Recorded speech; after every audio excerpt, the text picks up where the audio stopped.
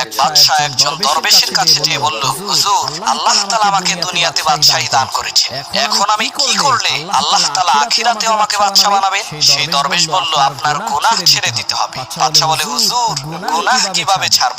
দরবেশ বলল, আপনি প্রত্যেক দিন 100 বার মৃত্যুর কথা স্মরণ করবেন। বাদশা বলল, ঠিক আছে। 1 মাস পর বাদশা আবার দরবেশের কাছে এসে বলল, হুজুর, আমি স্বর্ণের তৈরি তসবিহ দিয়ে প্রত্যেক দিন 100 বার মরণ তসবিহ জপি, তারপরও গুনাহ ছাড়তে পারছি না।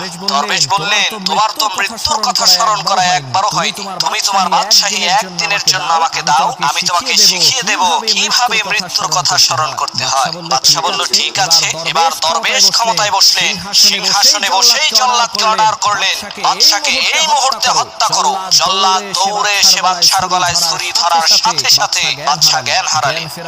জ্ঞান ফেরার পর দরবেশ তাকে বললেন, সবেমাত্র একবার